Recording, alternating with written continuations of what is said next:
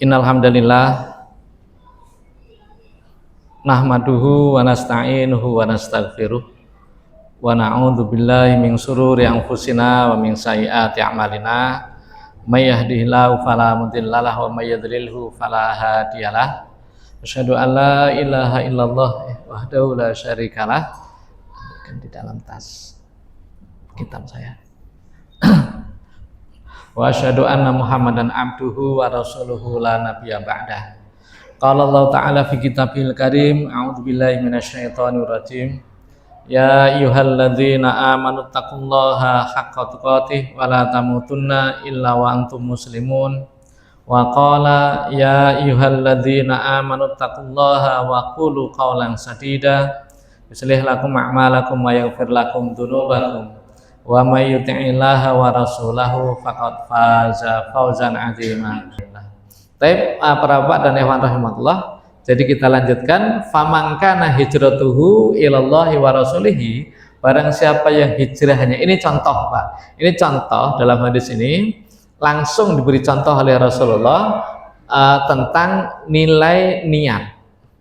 Barang siapa yang hijrahnya niatnya karena Allah dan Rasulnya, niatnya melaksanakan perintah Allah dan perintah Rasulnya, fahijratu ilallahi wa rasuli, maka nilainya akan dapat pahala melaksanakan perintah dan pahala mengikuti sunnah atau mengikuti Rasulullah.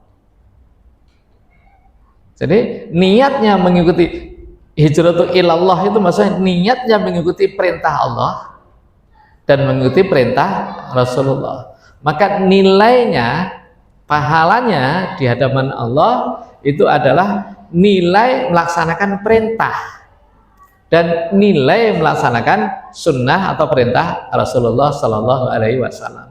Sebaliknya, wa man kana hijratuhu ila dunya yusibuha, barang siapa yang niat hijrahnya itu karena dunia yang akan dia capai, ada hasil dunia yang akan dia dapatkan, au imra'atin, atau perempuan yang kiwa yang akan dia nikahi, fa hijratu ila ma hajara ilaih, maka nilai hijrahnya itu akan mendapatkan apa yang dia niatkan. Maksudnya pahala dari Allah enggak dapat nilai itu. Jadi dari Allah dia hanya mendapatkan apa yang dia niatkan, yaitu apa? Dunia. Satu contoh, kalau di sini dunia yusibuha itu bisnis misalnya, hijrah niatnya apa? Hijrah ke sana, ke tempat yang jauh atau ke negeri yang lain, niatnya apa? Bisnis. Berarti kan dunia. Maka dapatnya itu. Atau imra'atin yang kiwa, atau ya ingin menikahi seorang wanita. Kalau asbabul wurud dari hadis ini Ummu Qais, yaitu seorang wanita yang ya tengah pacaran lah kalau sekarang dengan seorang laki-laki, sudah akrab, sudah sama-sama iya.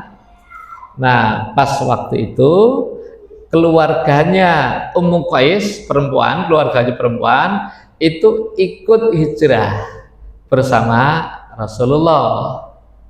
Nah, si perempuan itu tidak mau dinikahi oleh laki-laki, oleh pacarnya itu, kecuali kalau si pacarnya itu ikut hijrah. Sebetulnya si cowoknya itu nggak ada niat untuk hijrah, nggak ada sebenarnya, ya kan?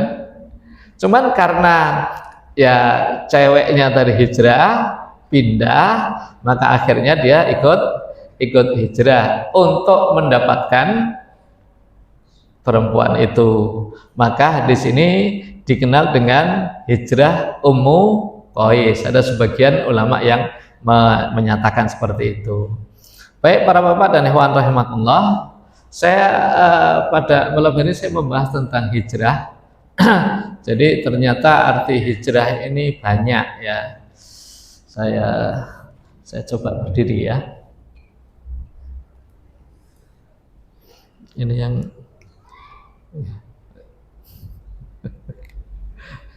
ini punya ibu nih.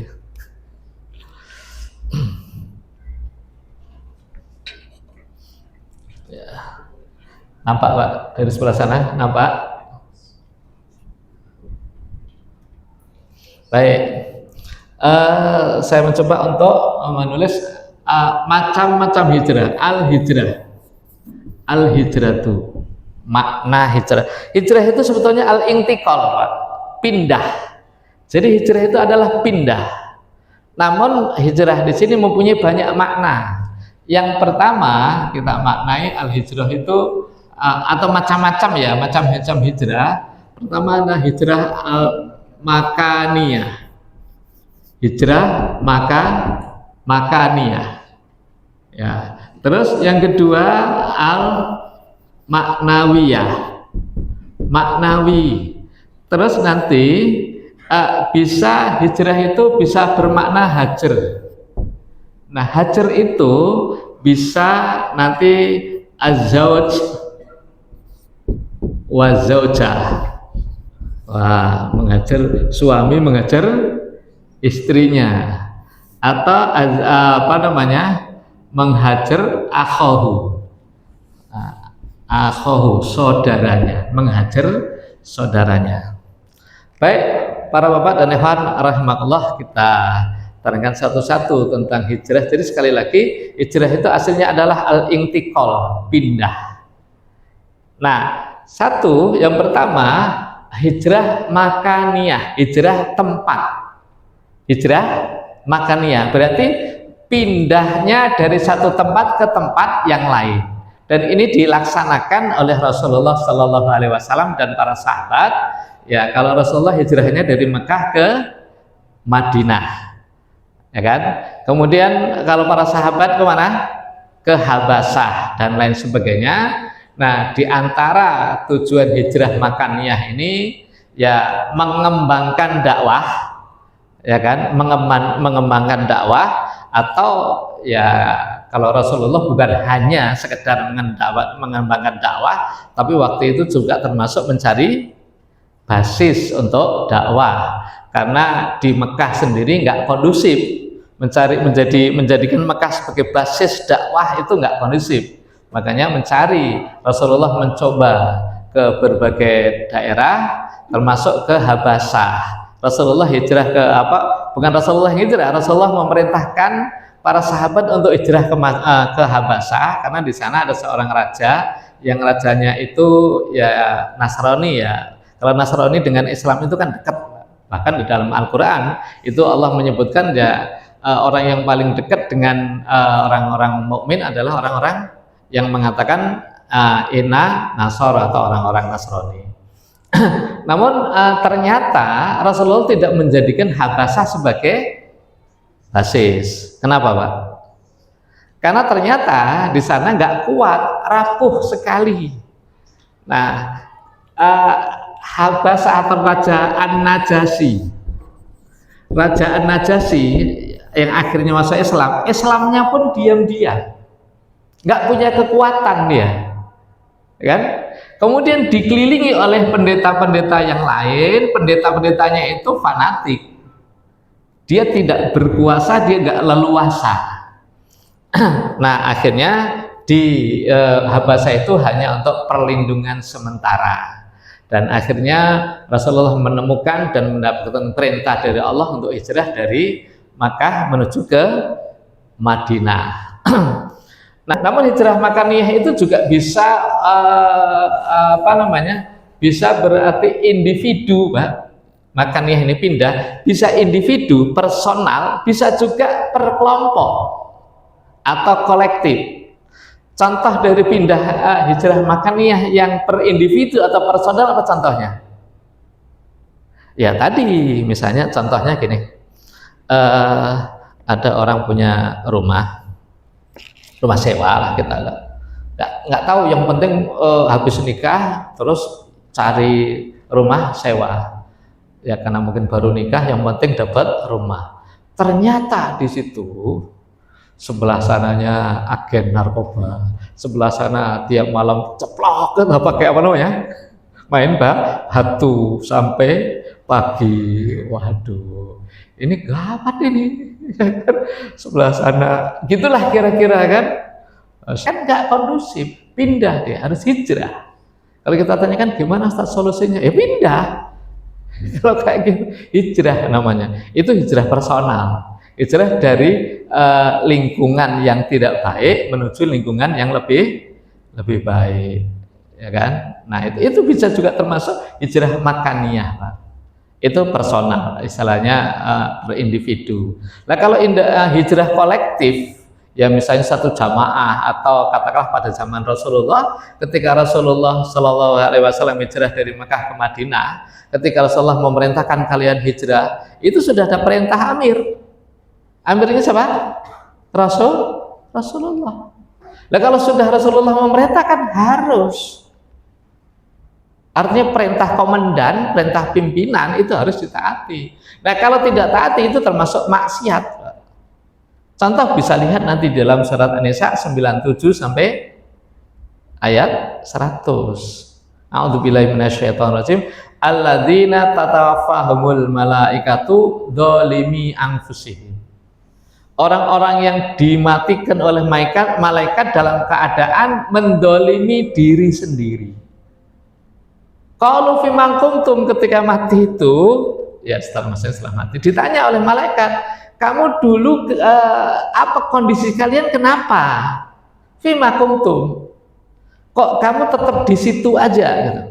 Qalu kunna mustad'afina fil ard. Mereka menjawab, kami lemah, kami enggak berdaya. Qalu, maka malaikat bertanya lagi, alam takun ardhoi wasi'ah fatuhajiru fiha, bukankah bumi Allah itu luas yang kamu bisa hijrah dari situ? Ulaika ma'wahum jahannam wasa'at masira. Mereka itu masuk neraka jahanam, dan jahanam adalah tempat sejelek-jelek tempat kembali. Nah, para Pak dan Ikhwan rahimakumullah, ayat itu sebetulnya berkenaan dengan orang-orang munafik atau orang-orang muslim waktu itu yang ketika diperintahkan oleh Rasulullah untuk hijrah mereka nggak mau dengan alasan dunia. Sebetulnya dia mampu, mereka mampu, bukan mustad'afin, mereka mampu untuk hijrah tapi nggak mau. Mungkin karena apa? Alasan, aduh ini kalau saya pergi, ini perusahaan saya siapa yang ngatur? Atau bisnis saya, atau dan lain sebagainya lah. Nah itu enggak alasan yang tidak diterima. Nah ayat berikutnya, illal mustad'afina minar rijali wan nisa'i wal wildan la yastati'una hilatan wala yahtaduna sabila, kecuali yang orang-orang yang tidak berdasar, tidak berdaya, minarijal, kakek-kakek atau orang yang sedang sakit, minanisa atau perempuan, wildan anak. Ini orang yang dikasih udur, diberi udur, atau layastati'una khilatan, orang-orang yang tidak berdaya, orang-orang miskin yang tidak punya biaya untuk hijrah, walayah taduna sabila, dan nggak ngerti jalannya, mungkin sedang nggak ikut rame-rame, maknanya dia nggak ngerti, nggak tahu jalan kemana. Sebetulnya ya layah taduna sabila ini kalau sudah bareng-bareng mesti tahu mestinya kan, tapi ini termasuk udzur. Nah ternyata ada orang-orang pada zaman itu, pada saat itu ada orang-orang yang tidak punya udzur 4 tadi. Kakek-kakek enggak juga, dia anak muda, kuat, sehat. Kemudian perempuan bukan, anak-anak bukan, tidak berdaya, dia sehat, dia mampu, kok tidak mau berhijrah. Akhirnya apa? Dalam perang Badar, Pak, akhirnya mereka dipaksa, di dalam perang Badar dipaksa oleh orang-orang Quraisy. Ini dari Madinah, Rasulullah dan para sahabatnya. Ini dari Mekah, siapa Pak? Komandan dari Mekah? Abu Jahal ya. Ya betul, Abu Jahal ya. Abu Jahal, ya kan? Bertemu, ternyata ini Rasulullah dan para sahabat ini Abu Jahal, ternyata di depan sini pasukan barisan depan ini orang-orang Islam yang nggak mau hijrah tadi, Pak, dipaksa untuk ikut berperang berhadapan dengan Rasulullah, dan akhirnya mereka mati. Itulah terjadi dialog tadi. Setelah mati, nanti di sana ditanya, loh kok kamu berada di pihak Abu Jahal? Kenapa kamu di situ? Gitu loh. Apa katanya? Loh, kami kan lemah. Loh kok lemah? Kan kamu masih gagah. Bukankah kamu bisa hijrah? Begitu kan? Bukankah bumi Allah itu hijrah? Nah, itu kalau kolektif. Baik para bapak dan ibu rahmatullah. Jadi hijrah pertama adalah hijrah makaniyah. Ya, kalau sekarang hijrah makaniyah itu bisa karena dakwah. Ya kan? Seorang ustadz yang mungkin kalau di Medan sudah banyak ustadznya, sementara mungkin di Nias nggak ada ustadznya, dibutuhkan hijrah ke sana karena dakwah, boleh, ada yang siap. Terus atau karena talabul ilmi, ya kan, harus pindah ke mana, ya kan, atau karena karena dakwah itu karena Allah atau karena dunia, Pak?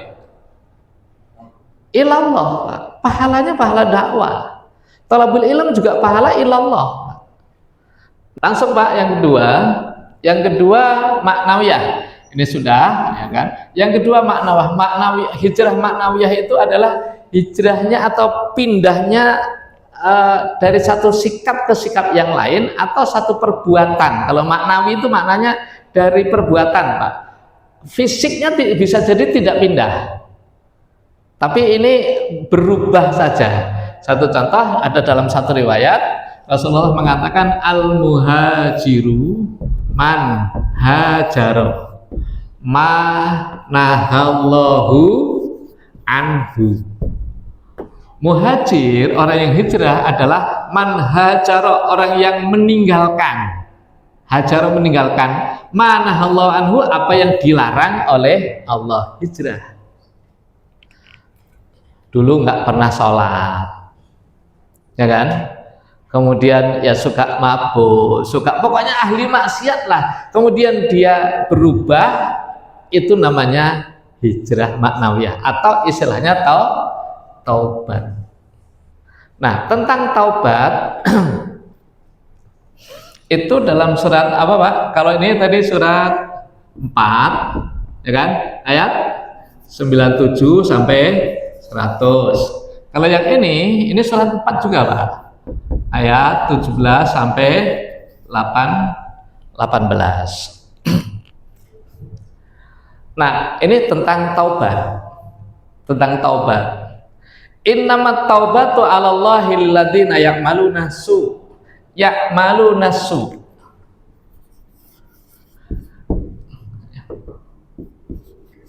Ya, berbuat kejelekan bijahalatin, Pak. Nah, ini kita jangan salah, ya, Pak.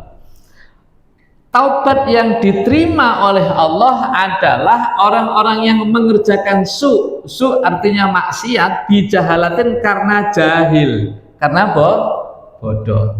Bagaimana kalau dia ngerti? Diterima enggak? Kan ayat berikutnya di situ ulaikal ladzina yatubullahu alaihim, mereka lah orang-orang yang taubatnya diterima oleh Allah.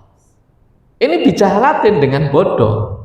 Kalau dia orang yang ngerti, contoh misalnya anggap saja yang gawat zina misalnya, gitu. Ngerti zina itu dosa, tapi tetap dilakukan. Kemudian dia taubat, terima nggak, Pak? Tapi dia nggak bodoh. Yang diterima itu adalah yang merusak bijahalah. Kok bisa diterima? Kan dia nggak bodoh, dia ngerti, sadar kok korupsi itu nggak boleh, tapi kerjakan juga, misalnya taubat dan seterusnya. Nah, kalau orang yang tidak memahami, kita coba pahami tafsir, Pak. Mujahid itu seorang ahli tafsir, muridnya muridnya Abdullah bin Abbas. Beliau dan sahabat dan para ulama yang lain mengatakan setiap orang yang mengamalkan maka dianggap jahalah atau jahil, walaupun dia sengaja atau tidak sengaja. Dianggap jahil. Kadang orang kan, ya itu sekali lagi, orang yang nggak memahami, Pak, nggak baca tafsir, wah itu Ustadz berbuat kayak gitu, itu nggak diterima taubatnya. Lo nggak bisa, lah dia ngerti, dia yang ngajari lagi, dia yang ngajari nggak boleh gitu, dia pula yang lakukan, padahal dia ngerti, maka taubatnya tidak diterima. Dia yang belum baca tafsir ini. Lah dia ngerti kok mengerjakan, maka pada saat itu disebut dengan jahil. Gitu loh. Walaupun dia ngerti, tapi tetap kedudukannya jahil. Kita harus begitu, Pak. Jangan istilahnya kita nggak bisa menyalahkan orang karena orang sudah ngerti kemudian nggak boleh salah. Baik. Kemudian wayatubuna min qarib. Yatubuna, ini tulisannya yatubuna min qarib. Qarib artinya kan dekat. Dia taubat di dalam waktu yang dekat. Dekatnya kapan? Apa standar dekat? Sekarang melakukan, kemudian kalau besok atau misalnya bulan depan dia baru taubat, diterima nggak? Dosanya sekarang, tapi dia terus nggak tobat-tobat, bulan depan atau tahun depan baru tobat, diterima? Tetap diterima. Yang dimaksud dengan qarib ini ada dua. Pertama, qarib di sini adalah qoblal maut, sebelum ajal. Yang kedua, qoblal kiamah, sebelum kiamat. Kalau dalam hadisnya bukan kiamat, dalam hadisnya sebelum matahari terbit dari barat. Kalau yang ini hadisnya innallaha yaqbalu taubata abdin malam yughargir. Yang ini innallaha yaqbalu taubata abdin, Allah itu akan menerima taubat seseorang malam yughargir, selama apa arti yughargir? Sekarat. Kayak siapa? Fir'aun. Fir'aun itu taubat, bahkan dia masuk Islam. Kalau ditanya Fir'aun Islam atau kafir, Pak Sabio? Fir'aun Islam atau kafir? Kok kafir? Coba surat Yunus, ya kan, ayat berapa? 104 apa? Surat Yunus. Hatta idza atrakahul gharaku qala inni hatta idza atrakahul gharaku qala amantu billadzi amanat bi banu Israel wa ana minal muslimin. Ketika gharaq, sudah tenggelam, sudah bahasa sini apa, Pak? Bahasa kasarnya maaf, sudah cengap itu. sudah megap itu lah, Pak. Dia apa kata dia? Amantu, saya beriman, ya kan? Dengan Tuhannya. Aman tuh apa? Aman tuh kama amanat banu Israel, sebagaimana kepada saya beriman kepada Tuhan yang diimani, yang diyakini oleh Bani Israel. Wa ana minal muslimin. Ngaku, Pak. Wa ana minal muslimin, dan saya masuk Islam. Tapi dijawab oleh ayat berikutnya, kok sekarang kamu sadar? Nah kemarin kemana? Masih sehat kemana? Maka para bapak dan ikhwan rahimahullah, yang kedua, hijrah makniyah atau istilahnya tobat itu mestinya akan lebih baik ketika kita masih sehat. Baik, lanjut para bapak dan ikhwan rahimahullah. Banyak sekali sih kisah-kisah para ulama-ulama yang masa lalunya kelam istilahnya. Kemudian yang berikutnya, hijrah bisa bermakna hajar. Satu contoh seorang suami yang menghajar istrinya yang ya suka maksiat atau tidak mau taat, dihajar. Dan hajar itu bisa dengan bisa dengan diam, tidak bisa dengan ini kalau suami ya bisa dengan pindah tempat tidur, ya kan? Terus apalagi Pak? Ini bisa hajar nih, bisa dengan apa? Didiamkan tempat tidur atau tidak makan bersama, atau terakhir bisa itu dengan dipukul. Boleh dipukul Pak? Boleh ya? Hati-hati loh. Nah, surat 4 juga Pak. Ini kayaknya surat 4 aja ya. Surat 4 ayat berapa? 5. Ar-rijalu qawwamuna 'alan nisa bima faddalallahu ba'dahum 'ala ba'din wa bima anfaqu min amwalihim. Laki-laki itu sebagai qawwam, penanggung jawab bagi istri-istrinya. Qawwamuna 'alan nisa, penanggung jawab. Apa? Nah, di situ menurut ada beberapa alasan. Satu, karena Allah melebihkan satu dengan yang lain, punya kelebihan, ya fadilah atau fadoil. Kemudian alasan yang kedua, kenapa laki-laki yang bertanggung jawab? Karena ada infak atau memberikan nafkah. Nah situ. Jadi tanggung jawab. Kenapa laki-laki menjadi qawwam? Pertama karena punya fadoil, ada kelebihan, banyak kelebihan. Laki-laki yang tidak dimiliki oleh perempuan. Kemudian tanggung jawab infak atau nafkah. Maka jangan terbalik. Jangan istri menafkahi suami, itu terbalik. Itu nanti terbalik nisaun qawam dalam rumah tangga. Enggak gitu. Nanti kalau kayak gitu kena hadis Rasulullah apa? Lan yaflaha qaumun, kata Rasulullah, isnadu amrohum ila imra'atin. Masyaallah. Lan itu sama sekali tidak. Yaflah beruntung, sukses, kaumun satu kaum. Kalau kecil berarti rumah tangga. Isnadu menyandarkan urusannya kepada perempuan, istri malah yang tanggung jawab. Layaflah. Baik, kita lanjut.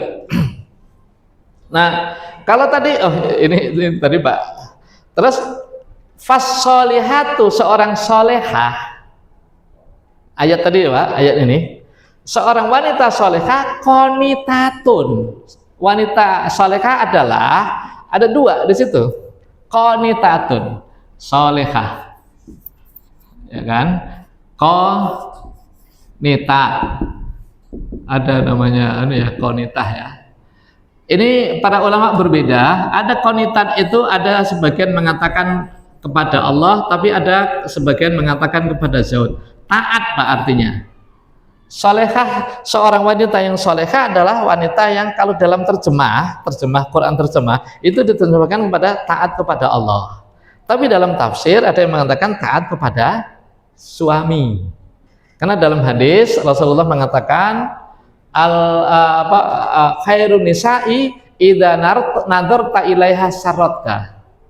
Wanita yang paling baik adalah idza nadarta ilaiha syarratka. Kalau kamu lihat dia maka menyenangkan. Masya Allah. Selalu pakaiannya kalau ditengok oleh suami nggak menyebalkan lah, ya kan? Kalau gitu yang cantik ya Pak. Gimana? Cantik gimana? Makanya cari istri itu yang cantik, tapi jangan terlalu cantik juga, nanti diambil orang lain kan. Ya, tapi kalau ya cantik baiklah.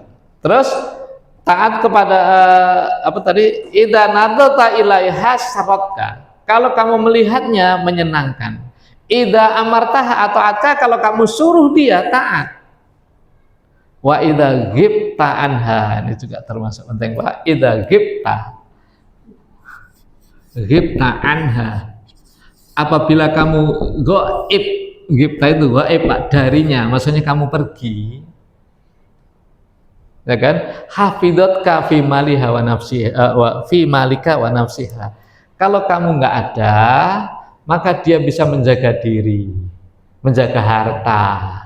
Maka ayat berikutnya itu fassolihatu qanitatun hafidatun lil ghaibi. Lil ghaibi maknanya apa? Dia bisa menjaga diri ketika suami tidak ada. Nah, caranya kalau si perempuan atau istri atau wanita itu kok nusus, makanya ayat itu wallati takhafuna nusuzahunna, kalau dikhawatirkan nusus itu apa? Maksiat, tidak melaksanakan kewajibannya, maka pertama adalah faiduhunna. Pertama bukan diem Mbak, pertama apa? Nasihat, dinasehati. Dek nggak boleh kayak gitu. Misalnya gitu kan, suruh pakai jilbab, alah malas pakai jilbab, mau pakai jilbab. Nggak pakai jilbab itu dosa, rambutnya nampak orang, alah cerewet kali misalnya kan, dia bantah, ya sudahlah didiamin Pak. Yang kedua, ya kan, kalau di situ wah itu terus ya, kalau dalam ayat apa Pak, wahjurna anil madoji, dipindah tempat tidur. Ya ini diam, yang maksudnya kan bisa dengan diam ini gini Pak, langkah berikutnya bisa dengan diam. Seorang wanita itu biasanya, ini wanita yang baik Pak, itu kalau didiamkan, salah kok didiamkan, itu mesti dia akan ya susah deh. Kenapa? Dia justru akan mendekat. Ini kalau wanita yang baik atau punya karakter lembut, tapi tidak semua wanita bisa didiamkan. Ya, boleh. Terus pindah tempat tidur. Pindah tempat tidur itu ini ada juga artinya di kamar sana dengan kamar sini. Atau ada sebagian ulama mengatakan di punggungnya Pak, aduh punggung. Kalau nggak bisa juga bisa dengan pukul. Namun kata Rasulullah mengatakan wala tahjur ila, pertama fadrib ghair mubarrih, pukul tapi tidak melukai. Tidak ada ulama mengatakan tidak membekas. Hati-hati kalau pukul membekas di visum, wah bisa bahaya, itu bisa dituntut kan. Makanya darban ghairu mubarrih adalah dipukul yang tidak membekas. Rasulullah Pak, untuk mengajar seorang suami mengajar istrinya ini berapa hari boleh? Apakah harus 3 hari? Enggak, boleh lebih Pak.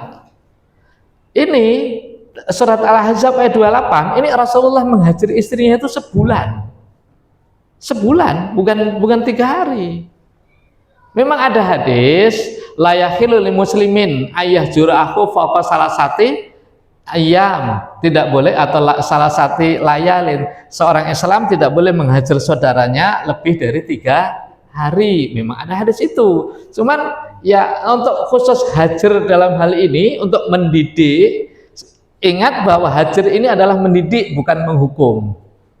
Kalau hukum berarti kan ya dengan emosi dan sebagainya. Tapi kalau mendidik itu harus ada cerahnya.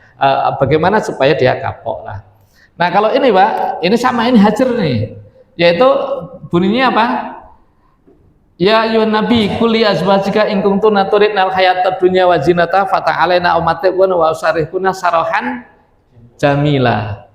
Ini ceritanya Pak, setelah perang Khandaq Rasulullah dapat rampasan perang banyak. Ya, nah istrinya termasuk anak Abu Bakar siapa? Aisyah, istri Rasulullah, kemudian Hafsah dan lain-lain lah. Terutama memang yang menonjol itu 2 Pak, Aisyah dengan Hafsah, kemudian ada Ummu Salamah. Nah, minta kepada Nabi tambahan.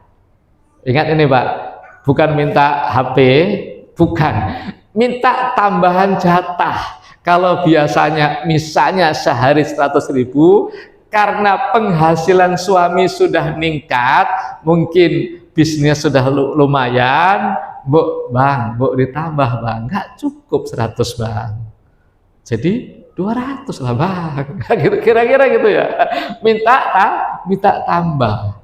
Rasulullah nggak suka denger itu Pak, itu kan Rasulullah dia.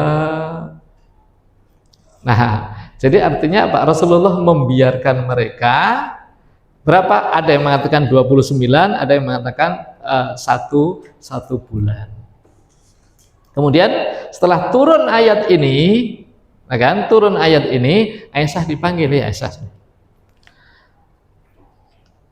Ayat ini kan disampaikan oleh Rasulullah kepada Aisyah, sekarang kamu pilih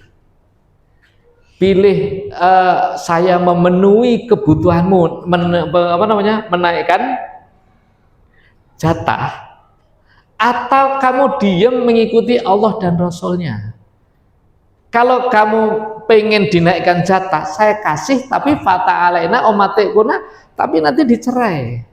Boleh saya naikkan, tapi saya cerai dengan baik-baik. Apa kata Aisyah? Saya tidak akan meminta, tapi saya memilih Allah dan Rasulnya. Akhir itu dipanggil si Hafsah, jawabannya juga begitu, dan semua istrinya mengatakan saya memilih Allah dan Rasulnya, ya kan? Jangan seperti Abu Sufyan. Ada satu riwayat, istri Abu Sufyan ngadu sama Nabi, ya Rasulullah, suami saya itu ya Rasulullah pelit kali.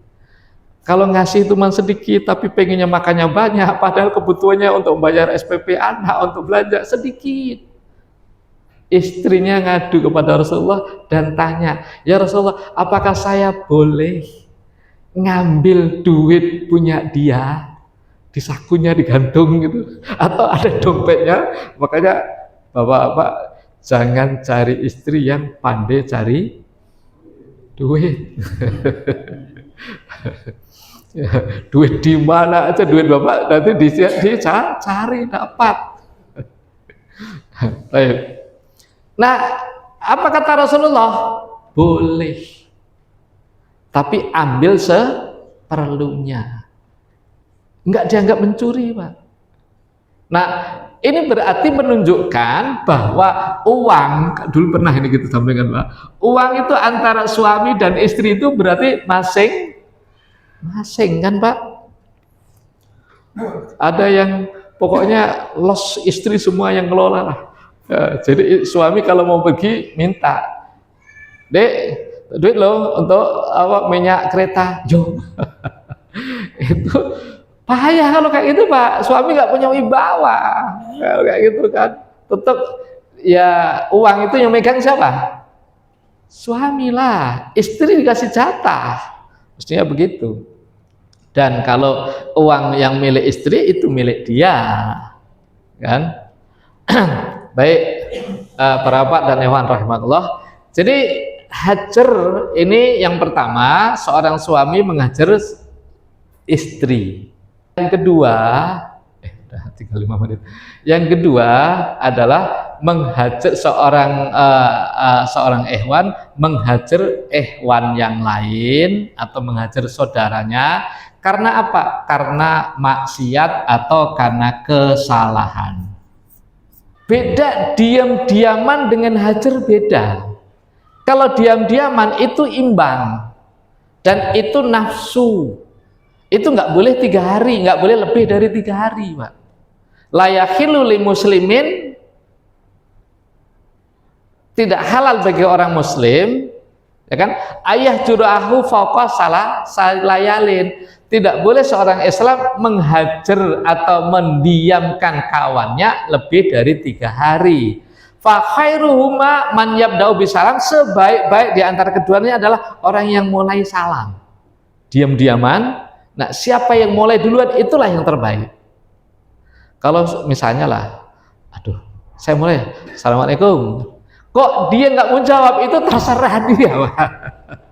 Terserah dia. Dia kok masih gondok, kita sudah lepas di hadapan Allah, Pak. Saya sudah nggak ada lagi kok. Saya nggak marah kok. saya sudah mulai salah. Kalau dia masih dendam, masih itu urusan dia sama Allah. Kita sudah plong aja. Ya, jauh ya udah, diam, udah biar aja lah. Kita nggak usah mulai marah lagi. Kalau kita marah lagi ya diam-diaman lagi. Ya kita sudah habis gitu aja lah. Nah, oke lah, saya rasa demikian. Udah hampir 9:30 ya. Semoga bermanfaat. Insya Allah kita lanjutkan di malam Sabtu yang keempat ya, Insya Allah ya. Kita akhiri dengan doa kafaratul majelis. Subhanakallahumma bihamdika asyhadu an la ilaha illa anta astaghfiruka wa atubu ilaik. Assalamualaikum warahmatullahi wabarakatuh.